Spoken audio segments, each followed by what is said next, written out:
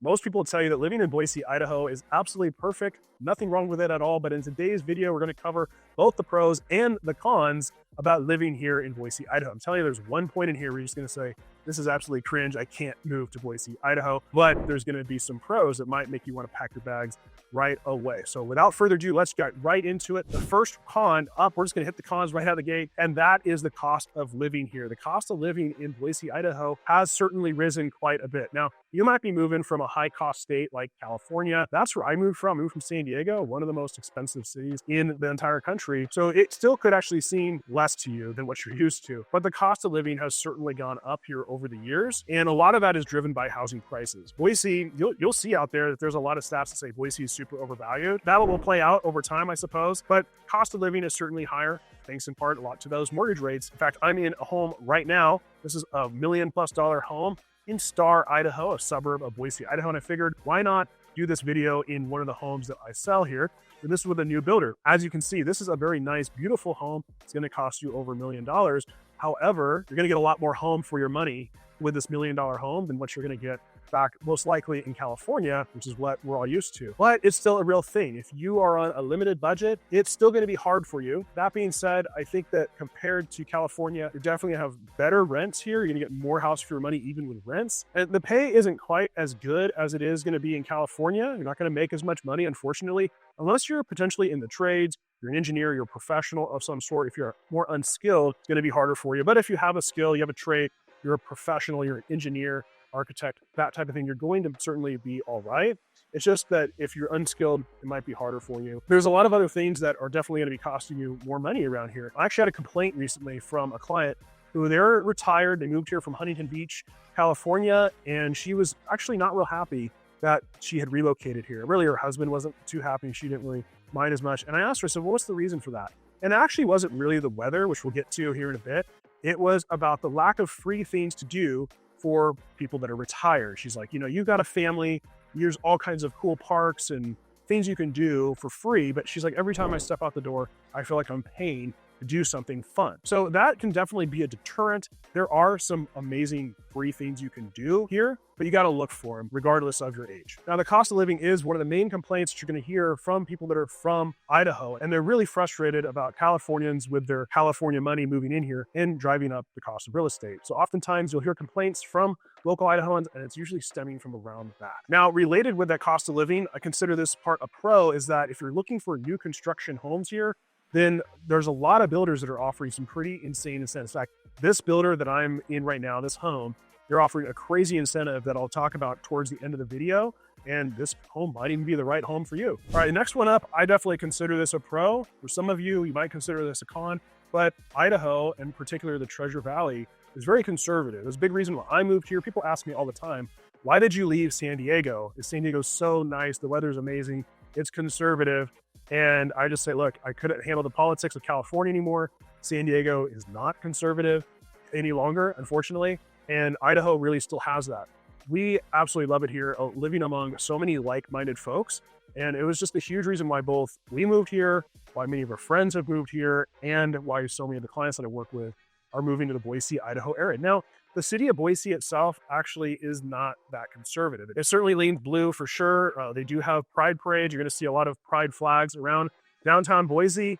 Actually, this year, though, the pride parade got canceled because of lack of funding. I think there's definitely a shift going on around the country, and they couldn't raise the money because a lot of corporate sponsors pulled out. But I'm telling you, the 4th of July around here goes absolutely bonkers. In my neighborhood alone, it is worth the price of admission to live there.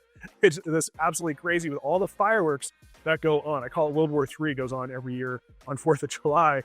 Just everybody has fireworks. In fact, I'll drive by some of my neighbors' garages and their garage is packed with fireworks. I'm like, oh my gosh, I hope their house doesn't catch on fire. They probably have $5,000 worth of fireworks in their garage. We're talking full-blown mortars, complete fireworks shows in almost every single neighborhood around the valley. So regardless of where you live, you're going to have some absolutely amazing fireworks around you. You'll probably want to participate that in yourself as well. Now, the city of Star, I'm actually in Star, Idaho right now, where this home is located, and they put on one of the best fireworks shows. I don't live in Star right now, but we have a lot of friends that live here, a lot of clients that have moved here. And so we went to the Star fireworks show at the Hunter Creek Park. absolutely insane. They have this part of the show where they do a massive fireball, and I won't tell you how many fireballs that they light off on there, but you can feel the massive heat coming off these fireballs, even though you're not even that close to the fireballs. And so, yeah, you got to check it out yourself to see how many times, because I was shocked how many times they did the fireball. It definitely surprised me, but an absolutely incredible fireworks show. They pray beforehand to start it off. They read part of the Constitution as well. So you're going to see American flags all over the place here through the valley. So if you're looking for a more conservative place to retire or to move your young family to, then Idaho certainly could be the right spot for you. Now, a big concern that a lot of people have is about the Californication of Idaho, worried about the state going purple, like Arizona has kind of done, like Texas seems to be trending. However, the actual data of people moving in here has been overwhelmingly conservative. In fact, this past year, about 75% of the people that moved to Boise definitely identified as conservative Republican. About 15% were independent, undeclared, undisclosed, so kind of a mixed bag there. And then about 10% were Democrat. Definitely 75%, probably leaning in closer to 90% lean conservative moving into the state. You're actually going to find more of the local population here being more liberal than you might expect, despite everyone loving all the things about Idaho with gun culture being such a big thing. It's still going to lean liberal if you're a local here. Like I said, the city of Boise is like that blue dot in the Red Sea of Idaho. So you tell me, is that a pro for you or is that a con? Would you never move here because there's a lot of conservatives here, especially in the suburbs of Treasure Valley and Meridian, Eagle, Star, Nampa, Caldwell, all pretty conservative. So is that a pro or a con for you? All right, next one up is another pro, in my opinion, and that is how safe Boise, Idaho is. Boise, the city itself, ranks about average nationally, although frankly, from the big cities that I'm used to back in California, I guess those are maybe below average, but this definitely feels way above average in terms of safety. And then once you get into the neighboring suburbs, you get into very, very high safety rates. We'll start with like Nampa and Caldwell and Canyon County. Those tend to be more on par with the national average. Again, they still feel very safe, especially if you're living in newer subdivisions, newer shopping areas. It's going to feel extremely safe. But even the downtown cores of those areas, they're very nice in the downtown cores. Where some of the crime is might be just outside of those downtown core areas. Older homes, more renters there. Those are old train station towns. So you still get a little bit of crime. You can't clean up crime completely everywhere. Still very, very safe. I live in Nampa and I always feel very safe. That being said, I would still recommend putting a security system on your home, cameras. It's a deterrent. Things happen. But when you get into places like Meridian, Eagle, Star, Kuna, we're talking safety rates as far as above the national average, way above national average. We're talking 70, 80, 90% safer than the national average. Yes, again, there's still things that happen, but it is so safe here. It's also so clean. That is like one of the number one thing you're going to find is just how clean the city is here. Even downtown Boise, like I said, it leans liberal. Oftentimes, liberal cities tend to have a well-deserved reputation of being dirty, needles everywhere, homeless folks everywhere. You're just not really going to find that, even in downtown Boise. And then as you get outside in the suburbs, again, very, very clean. Very rarely will you find homeless people here. There are a lot of services for them and just not really tolerated as much here. Are there drug problems?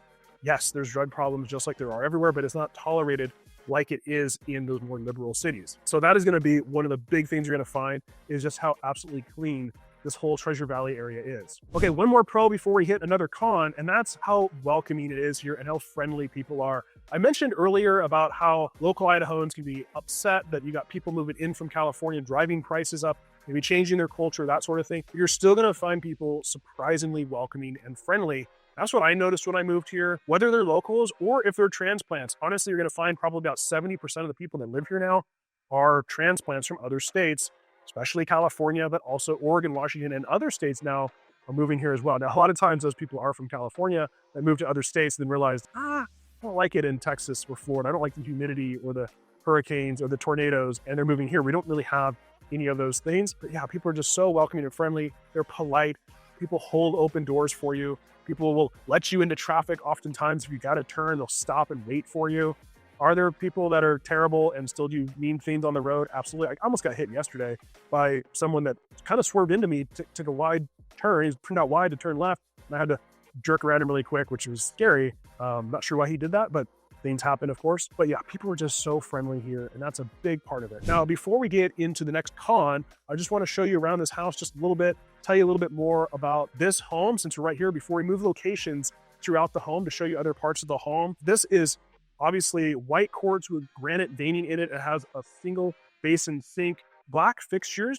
So you've got kind of a driftwood cabinetry here, and then white cabinets, full height. What do you think? Do you like the two-tone cabinetry with the gray kind of driftwood finish and then white cabinets with that black hardware, black fixtures, black light fixtures? What do you think about that? A lot of times I see like champagne gold really popular right now. What kind of finishes do you like in your home? Do you like the black? Do you want champagne gold? What do you think about champagne gold? Is that going to be like one of those things that everyone did in the 70s and 80s and you can't stand it anymore in 10 years? All right, our next con is our public education system. Idaho is ranked really poorly in public education. I don't know it's the bottom of the list, but I think it's like, I don't know, number 33 or something. Don't quote me on it. I know it's ranked pretty low for public education. Now, that being said, keep in mind, there's a few things around that, is that the way that most public schools are end up being ranked as far as nationally in terms of what's best is how much is spent per child on it. So the public education spending isn't particularly high in Idaho.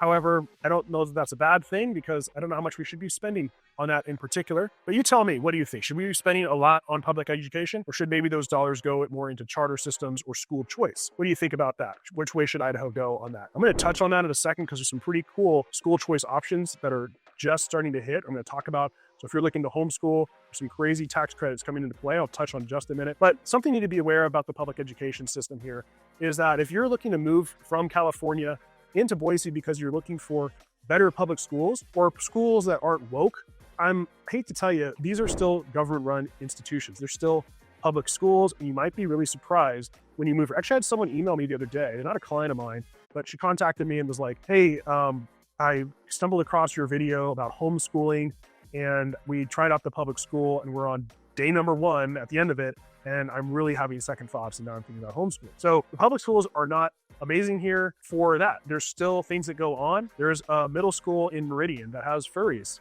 It's a thing. Some of the kids actually are walked on a leash. In fact, my house assistant, her stepdaughter, goes to that school and verified. It's like, hey, I heard this. Is this true? And she's like, oh yeah, it's definitely true. There's kids that will dress in drag at the public schools. So if that's a concern for you, you may want to be careful about the public school system here. Now, on the flip side, I've had clients that moved here specifically for it, and it's been a great thing for their daughter, actually in this case, a granddaughter. I had a client who's moved here whose granddaughter wasn't using the restroom at her school anymore. She played track and she was having some dehydration problems because she was not drinking enough water, so she wouldn't have to go to the restroom because there were boys using that bathroom, and she just wouldn't drink water, so she didn't have to go to the bathroom and use the bathroom with the boy. And so they moved here, she played track, and she is absolutely thriving. Now, I touched on this a minute ago. I consider this bit a pro, which there are a lot of charter schools, private schools, and homeschooling options here in the whole Treasure Valley. You're going to find tons of like-minded people that are looking for those options. We do a homeschool hybrid program, so we consider ourselves homeschoolers. In fact, I was actually homeschooled all the way through from preschool through 12th grade. I joke that I don't twitch too badly any longer, but I have a bachelor's degree, I have a master's degree, and I turned out, I think, just fine. My wife was homeschooled all the way through. So we're homeschooling our kids, and we absolutely love doing that and participating in that. If that's something you're interested in doing, reach out to me for a guide that I put together about homeschooling. It provides a lot of the options around here. I haven't captured every single one, but there's a lot of options that are going to help figure out the homeschooling networks that you might want to look at joining if you're moving here. Again, there's charter schools, but what's really cool, and this has just happened this year, is a new tax credit that has rolled out for Idaho in particular. And this is going to go on your 2025 taxes. And hopefully going forward, you're going to get $5,000 tax credits. So that's an actual credit against the taxes you owe per child. This has to be, I believe, kindergarten on up. I think maybe first grade, but I think it's kindergarten on up qualifies. So right now we have 2 that'll qualify for that. You got to keep track of all your expenses. You're going to have to register with the state of Idaho to actually claim it, and then you can claim it on your taxes. Now, there's some restrictions on it, and it's confusing. I was actually just talking with the headmaster at Ambrose School. We don't send our kids to Ambrose. It's a fantastic school. A lot of our friends go there. And this tax credit applies for private school and for home schools. So he's very knowledgeable about it. And basically, what you have to do is apply for it. They'll approve you. Now, the thing is that it's limited to a certain percentage over the poverty level. I think it's 300%. However, it isn't strictly limited. That's the priority given. So if not enough people register for it, then you might be above that poverty line, that 300% above poverty line, and you can still qualify for it. And we need a lot of people to actually register for it and claim it, because if there aren't enough, then that might go away, because there's the teachers unions that are really opposed to this because it's potentially taking money from public schools. So they don't want people to register for this. And what their plan is that, hey, if not enough people register for that $5,000 tax credit, then they can prove that, see, no one really wanted it anyway, and hopefully get rid of it. So we got to have a lot of people register for it. So if you live here already or you're moving here, you got to make sure you register for it and claim that $5,000 tax credit, so we can make sure we use all the available funds, and that can be used for anything related to your kids' education. So I don't know all the rules around it, but obviously tuition, books, field trips, sports, my understanding, travel for certain events, like if your kids are playing sports or doing field trips somewhere, you can pay for travel for it. So there's a lot that it can be used for. All right, one con here is we're going to talk about the roads. And we're going to talk about traffic in here in just a second.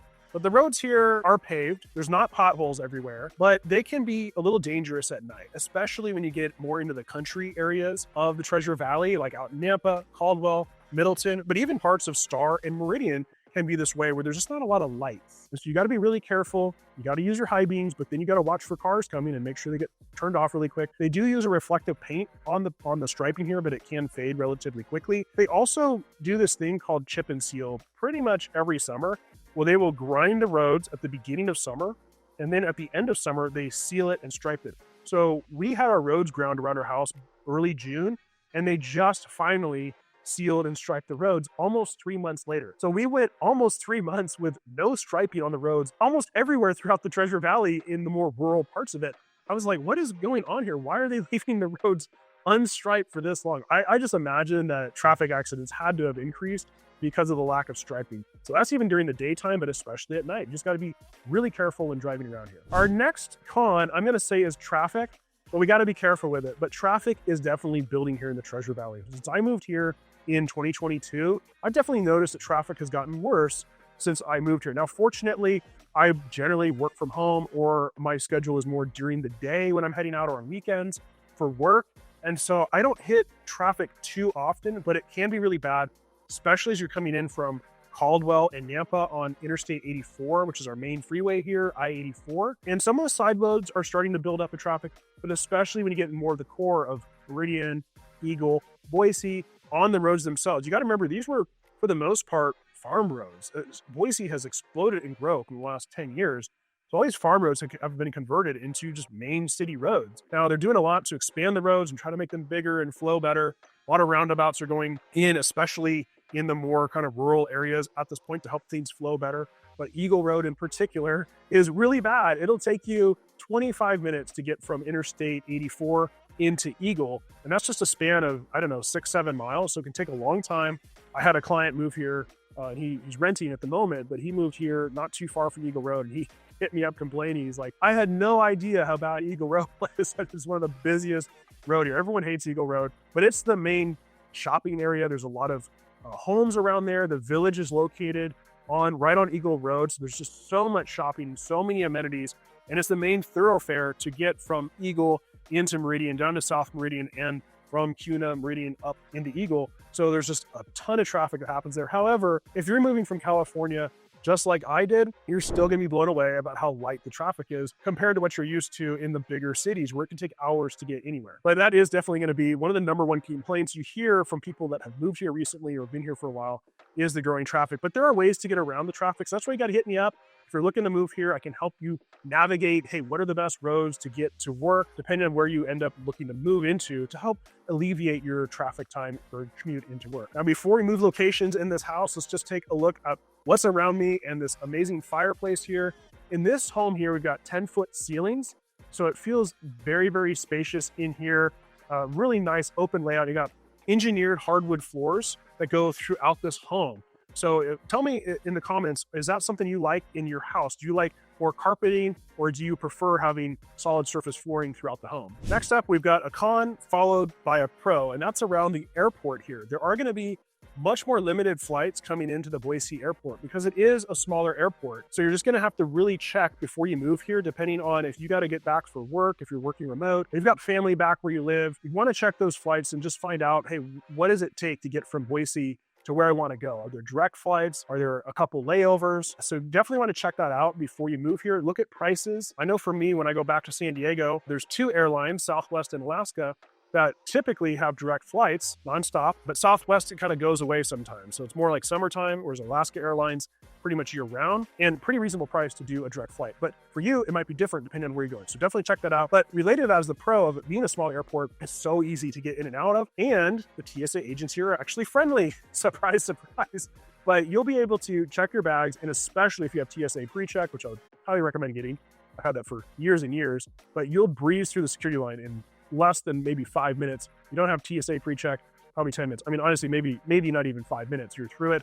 And it's a super small airport, so it's easy to walk around. You have to walk for seemingly miles.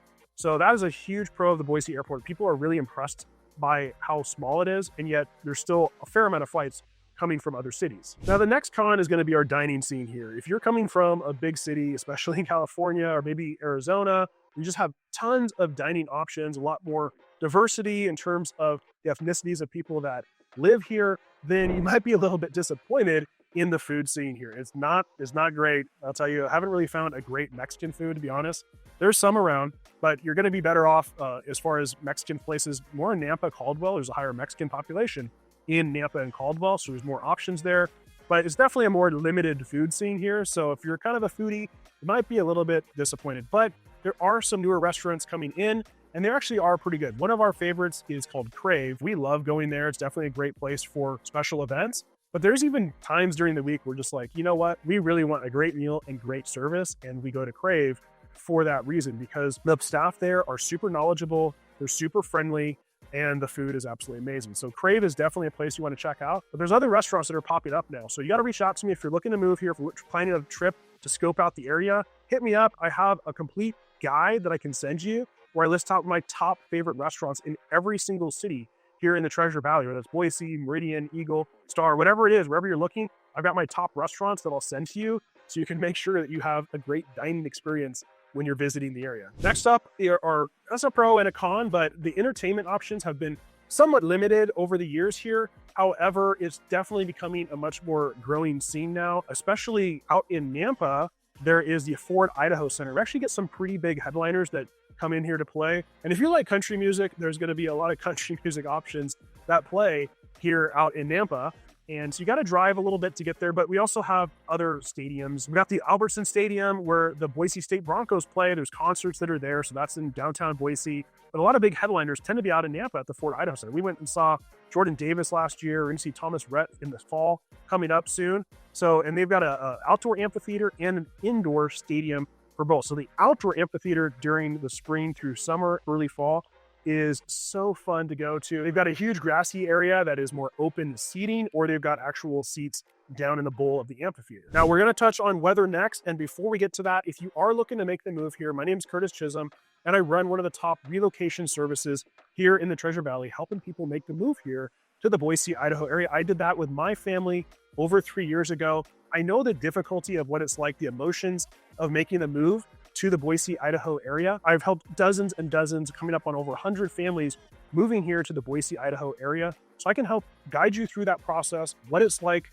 emotionally to make the move, but also help you find the best location and help work the best deal for you, whether you're buying a new construction home or a resale home. So all you gotta do is reach out. Contact information's on the screen down below here, and we'll set up a Zoom call and we'll really diagnose what it is that has you moving here. What are you looking for in a home? What kind of lifestyle considerations are you looking for? Help you find the perfect home here in Idaho. Now let's get into the next con, which is the weather. We got to talk about it because there's 4 seasons here in Idaho. That's probably a pro, but one of the big cons that we have is the inversion. The inversion comes around twice a year, and it's most prominent in the winter time. And that's where basically a warm layer of air sits on top of a cold layer of air, and it traps it in. It gets really cold and the clouds don't leave. So you don't see the sun for potentially a long period of time. Sometimes the inversion is only a couple days. Sometimes it can last for 2 or 3 weeks.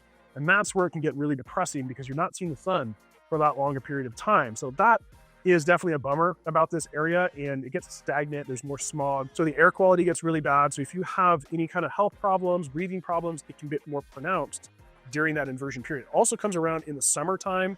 I don't know quite how it works in terms of the warm air because it gets pretty hot here, but you can get stagnant air essentially. And again, that smog can get trapped in here. And if there's fires, which I'll touch on in a bit, then the smoke can get stuck in here as well. Touching on the pro of the 4 seasons, that's a con or a pro depending on your approach. You let me down below in the comments. What do you think? Is this going to be a pro for you? It gets cold, it gets hot, and there's a lot of things in between here. So a big reason why I didn't move for a long time from San Diego to anywhere other than San Diego is because of the weather, of course, family as well. But we have near perfect weather in San Diego. It is crazy here. The weather is all over the place. It can be hot one day, cold the next day, hot the next day. It can be cold in the morning, hot in the afternoon. And I'm talking huge temperature swings, 40, 50 degree temperature swings.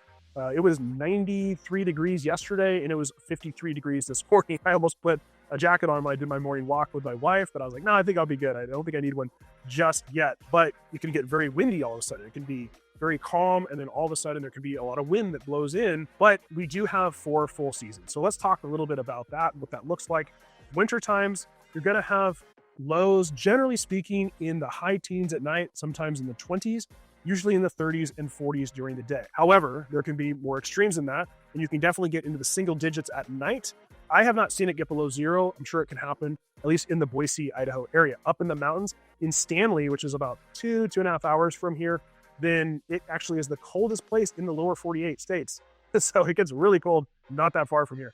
But anyway, it can get into the single digits and it can stay below freezing for quite a long period of time, potentially a couple months during the winter time. And it can snow sometimes, not a whole lot. It can snow a lot. So this last year, we only had 2 or 3 snowstorms that came through, only a couple inches at a time, hardly any snow. Back in, I think, 2017, they called it Snowmageddon. I was not here for it, but they got several feet of snow and it was really cold, so it wasn't melting. So it like halted the city for like a month, apparently. But generally speaking, we're not going to hit that. Although I heard that this coming year, the Farmer's Almanac says we're in for a very cold season, a very cold winter. I don't know how much snow is going to come along with that. And then you get into spring and things really start to warm up. And we love the springtime here because everything comes to life. Everything's greening. You're seeing the farm fields start to sprout. They've been plowed and they're starting to sprout. You see the baby goats and baby ducks all over the place, baby geese. It's some of the cutest thing when you're walking around on the greenbelt to see baby geese. It's out so cool. A little baby duck swimming with their mom and baby quail. Oh man, the other day, well, not the other day, but this spring, I saw a baby quail with their mom. It was like 10 baby quail. I mean, they were like this big running across the pathway where I typically walk. It was absolutely amazing. I love seeing all that. And then you get into summer, there's so many activities to do, especially on the water. Now, it can get super hot in the summertime, certainly well over 100 degrees. It can get as high as about 110 degrees here. This last summer was pretty mild. We had only, I don't know, probably 5 or 6 days over 100 degrees, a lot more in the 90s and 80s. The summer I moved here in 2022, there was like 6 weeks over 100 degrees. It was absolutely brutal. I was like, where did I move to? Did I move to Phoenix? I didn't want to move to Phoenix. So it can vary quite a bit, but that's when you want the water activities. We have season passes to Roaring Springs. We absolutely love going to Roaring Springs. We go there as frequently as we can. And you really want it over 90 degrees when you're going there and really closer to 100 degrees because when you get in that cold water there, and they do heat some of the pools and some of the water, but when you get in the water and then you get out, and if there's a breeze, it can hit you and you get really cold really quickly. So it's kind of nice when it's over 100 because you really stay warm and that water cools you off. There's also the Boise River. This is all snow-fed water, so it's very, very cold.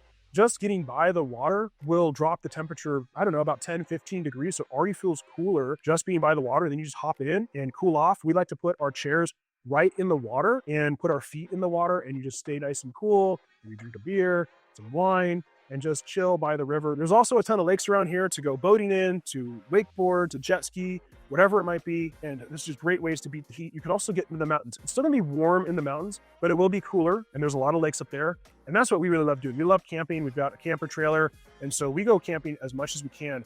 The season here for camping is kind of like spring through early fall. So it's a little bit shorter season than maybe if you're coming from, say, Southern California, for instance. So you really got to pack it in while you can in those warmer months. And then finally, you've got fall. And fall, it's amazing here. It's one of my favorite times. The leaves change here, and this is the tree city. That's what Boise is called, is the tree city. So there's trees all over the place, and many of the leaves are changing into the beautiful yellow and reds and golden colors, and it's just so gorgeous here, and it starts to get cool. It's a nice relief from the heat that you've gone through for the past few months. We love going to places like Low Family Farmstead down in Kuna. It's a little bit of a drive depending on where you're coming from. We usually get season passes, and they have spring on the farm sometimes, so you can see like the baby ducks and the little baby chicks and the baby goats and all sorts of things. But in the fall, they've got hay rides and all kinds of kids rides, these like kind of zip line type things for the kids. They've got some amazing desserts there. You can get a hamburger, you can get pizza there. They have this huge blow up like maze that you walk through. I think it's called Rusty is what they call them. It's this big dragon and it breathes smoke every once in a while, and you go through there and it's dark. There's a heart thumping inside there. They've got slide. They've got this corn pit for the kids to play in. We absolutely love going there. And we usually bring my parents when they come in town, or my in-laws. We go there as frequently as we can. All right, another pro is definitely going to be the outdoor lifestyle here. Now, I'm sorry if this video got a little bit echoey here, but I am hanging out in the master bathroom here. I wanted to show you this a little bit, and it's pretty cool. We've got the dual vanities here, freestanding tub, but there's a lot of tile in here, so I apologize if it's a bit echoey. But the outdoor lifestyle here is absolutely incredible. This is why so many people are moving here. There's so much hiking you can do, especially in the foothills. That's why people like to really move into places like Star and Eagle or parts of Boise that are tucked up in the foothills. And that's why you got to reach out to me, because there are some really cool places coming up, brand new communities that I got to point out to you that are located in the foothills. That, in fact, I just got back from touring one in the foothills. Let me know in the comments if you want to know what it is. And it's basically a whole new city that's coming to the Boise, Idaho area. And there's going to be direct access to mountain biking, hiking, sledding in this winter time. Just amazing access to nature. But we've got the green belt here that runs along the Boise River. That's 26 miles of connected pathways. It'll be longer eventually as the other cities all connect with Littleton, Star, Eagle, Boise, when they all get connected, which will happen over time. You can fish in the river. There's tons of ponds in communities where you can do catch and release, or just lakes all over the place here for fishing. And so people really, really love the outdoors here. There's snowmobiling, of course, hunting. Hunting is huge here. So if you're a hunter, it's a sportsman's dream to hunt here in Idaho. And I already mentioned camping. We're big campers. That's what we do, is we try to get out and camp as much as we possibly can. And there's also Bogus Basin, which is a great ski resort located just outside of Boise. You're about 30 minutes from the city of Boise to get to Bogus Basin. They can't stay there, but you can ski the whole hill in a half day easily, and then get back to work if you need to, or you can spend the entire day there as well. But it's really good skiing. Now, if you want even better skiing, then there's a lot of other places around here like Tamarack, Brundage, there's Sun Valley a few hours away. So there's definitely a lot of skiing within 2 to 4 hours from Boise. Now, and with that, like I said, just with skiing, this is such a central location to access the great outdoors, access the mountains. We love going to the Sawtooth. There's Redfish Lake. I mentioned Stanley before. That's really close to Redfish Lake. It's absolutely beautiful, very clear water, and absolutely gorgeous mountains going right down to the water's edge. Then you've got, like I said, Sun Valley. But you also aren't far from bigger landmarks like Yellowstone or Grand Tetons. It's about 5 or 6 hours away. In fact, we're going to Yellowstone this fall for a big camping trip because it's not that far away. We're going to pull a trailer out there. Super excited about it. So very, very central to get to a lot of different activities around here. All right, next up, this could be a pro or a con for you, and that's HOAs. There are a lot of HOAs here in the Treasure Valley. Can you find a home without an HOA? Yes, you can. Reach out to me and we'll figure out what you're looking for, and we'll be able to find you a non-HOA home. But more than likely, you may end up going into an HOA community. They're very, very prevalent throughout here. I had someone ask me the other day, like, hey, we want to buy a particular house in Meridian without an HOA. And I was like, that's going to be really difficult to find. We did find some, but it's not easy. But the HOAs here, though, they're not probably as bad as what you're thinking. First off, the costs are a lot less. Typically, they're going to range depending on the HOA and how new it is. Usually the newer construction homes are going to be higher HOAs than the older ones. And they're going to range in cost from potentially as low as like $10 a month to much higher, maybe a couple $100s a month. But in general, what I see, I'm going to do it on an annual basis because usually that's how they're displayed, is somewhere between $500 per year, not per month, $500 per year, up to as high as in the very high-end luxury communities, we're talking about $2,800. I would say most fall between about $500 and $1,200, with some in the $2,000 range. But most of what you're looking for probably will fall more in the $500 to $1,200 range. And they're not really the big Karens like you're probably used to. They're really just to make sure that, hey, you don't paint your house a weird color. You do have to get approval for things you do to the exterior of your home or in the backyard. If it's above the fence line, you got to get approval for that. But any sort of landscaping work, I'm not going to come after you for. Probably the number one complaint people say about the HOAs here is making sure that you keep your garbage can behind your house or behind a fence line or in the garage. People will try to leave it outside, and that's like a common letter that people will get from the HOA. is that, hey, you got to keep your garbage can behind your fence line. But what can happen is you just put it out and then they happen to come by like that next morning and you just haven't had a chance to pull it in yet. And so that's kind of a frustration people can have with HOAs. But you tell me, are you looking for a non-HOA community?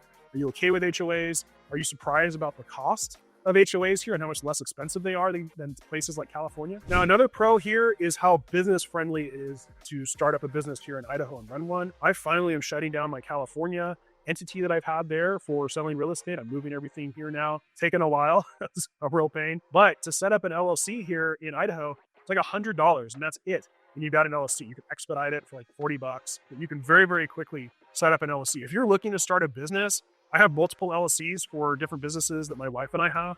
I'm very familiar with the process and I can kind of help walk you through that. You can come up with an operating agreement with ChatGPT. You don't have to go pay some company to develop it for you. So it's really simple and very quickly you could have an LLC and be in business here. And it's very, very low cost to start a business here. And it's very, very much encouraged, especially if you're in kind of the contracting world. A lot of opportunity for that. I have a master's degree in construction management. My wife actually coaches contractors and we have a CRM that we sell to contractors, help them. But we love helping contractors grow their business. So if that's your trade, reach out, like let's talk, because we can probably help you beyond just selling real estate here, but we'd love to help you get your business started and get you up and running here in Idaho. Now, I promised at the beginning of this video that I would tell you a little bit more about the builder incentives in this particular home. Now, with this particular builder, they're actually currently offering $50,000 towards the purchase of a home that can be used towards your closing costs, interest rate buy downs, and quite frankly, in the community that I'm in right now in Star, Idaho, this particular builder is willing to make deals even beyond that. So if you're interested in higher end living, about $1 million+ homes in a waterfront community, reach out to me because this particular builder is definitely willing to deal right now and we can really work a deal. And thanks for watching all the way through here. My name's Curtis Chisholm, and I hope you found that these pros and cons were raw and real and helpful for you in your decision to make the move here. And if you're looking to make the move here, again, I run one of the top relocation services here in the Treasure Valley, and I would love to help you too. I've got a lot of resources. So all you gotta do is there's in the description below, you can download some of those resources. You can also email me. I've got some that aren't listed there. They're gonna be really helpful. Like I mentioned, the guide that I send you for all the best restaurants around here and all the best things to do when you're visiting here, reach out to me via email and I can send that to you. And if you are looking to make the move and you're ready to hop on a Zoom call and chat through what it is that you're looking for, then just reach out to me via phone, text, or email. Contact information's on the screen. We'll set up that Zoom call and we'll walk through a plan to get you moved here to the Boise, Idaho area. Reach out to me whether you're 9 days, 90 days, or even 2 years out, because I find that sometimes people are a couple years out and they move that timeline forward once they see what kind of home they can buy here. Or you might be looking to buy new construction and you find out that the home might take 9 months to build. So now you got to adjust your timeline for that build process. I help a lot of people with new construction homes. I have a master's degree in construction management. So I absolutely love helping people buy new construction homes, but I can help you buy resale homes here. And even if you're local, I can help you buy and sell here locally. If you're looking to explore more about the Treasure Valley, all you gotta do is watch this video right here where we dive in deeper. I'll see you on the next video.